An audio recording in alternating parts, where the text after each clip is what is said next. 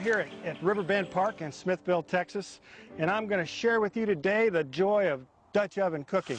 I've been cooking most of my life in Dutch ovens, and it's just a fabulous, fabulous taste you get over an open fire in the official equipment for the state of Texas. That's right, you barbecuers, it's the Dutch oven. You can't beat that scrumptious taste you get out of cast iron. Got to remember, our ancestors used to cook in Dutch ovens, pioneers as they crossed the plains. Cowboy cooks in their chuck wagons for many years used the Dutch oven to cook out of.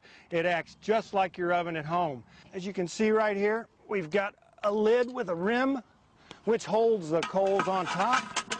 And you can see this lovely black color is from all the use of this Dutch oven. It makes it almost non-stick. This is natural non-stick. Been here a long time before Teflon.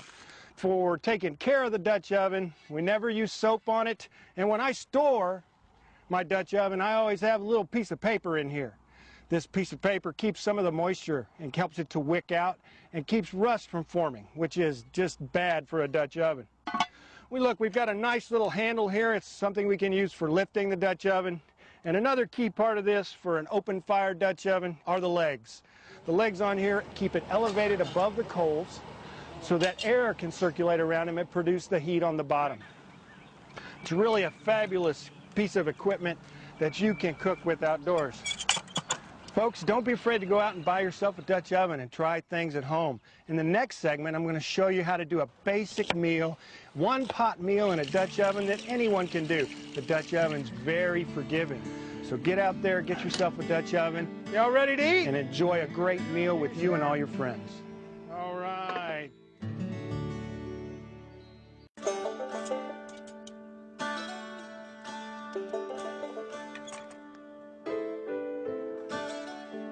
Hello folks, we're out here again at Riverbend Park in Smithville, Texas. Today we're going to do one-pot meals. We're going to do a chicken stew, a beef stew, and a pot of beans. Simple, easy, anyone can do it. And they've got a lot of liquid in them, which is always good for your first time out. Now let's get cooking. Now we've got some vegetables, some beef, and some chicken that I've prepped. Okay, we've got some meat here, and we're going to brown it just like you would at home to get a good color and some flavor. Once we get it brown, we're going to add some liquid, add some spices, pick some fresh herbs out of the garden today. And then we're going to put the vegetables liquid in, and we'll stack them and cook them and talk about that temperature control, which is critical on the open fire. What we've got here is a 3-stack. It conserves a little bit of energy in the coals. And on top, I'm making a little pot of beans. So we got some ham hocks coming in here. And then all this stuff needs to cook just like if you were at home. Same amount of time for it to get nice and tender and done. Your key for Dutch oven cooking is temperature control. Just like your oven at home where you turn the knob. Here we don't have that. We got to do a couple of little things to test it. There's 2 rules that I use. One is a 3-second rule. I'll hold my hand 6 inches above the Dutch oven, 1001, 1002, 1003. If it's a little bit of discomfort, I know that the temperature inside is about 350 degrees. Since most things cook at 350 degrees, that's what we're trying to get to, 350 degrees inside. If you use briquettes, which I suggest you do your first time, there's a simple rule there, 2 under, 2 over. For a 12-inch Dutch oven, I'm going to put 10 briquettes on the bottom and 14 on top. On a good day with low humidity and low wind, that'll get you 325 to 350 in your Dutch oven. We finished our one-pot meals. This is a great way to get started. A few minutes ago, I dropped dumplings in there, and the Dutch oven with a liquid recipe is very forgiving. Look at that, isn't that great? In the next segment, we're going to talk about some more exotic meals, different things that you can do with your Dutch oven at home to put out a 7-course meal for all your friends and family.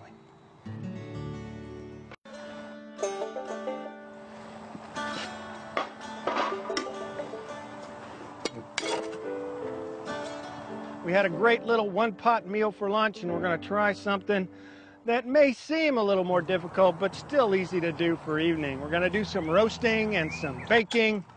One of the first courses is going to be a quiche Lorraine. And for all you cowboys out there, it's egg pie. So don't worry about it. You start off with a little bit of onion that I've just finely chopped up. We put it in the bottom of a frozen pie crust. And then we've got, look at this, prepackaged shredded Swiss cheese. And I also use prepackaged bacon, real bacon bits. Take our trusty old mixing bowl out, crack some eggs, and we're going to beat them up a little bit here. We're going to mix that about the same amount of cream as eggs. And then we're going to pour it over the top like so. We're going to set it in our Dutch oven at 400 degrees, and it should be ready in about 30 minutes. One of the other meats we're going to have is a Cornish game hen. I love to serve those.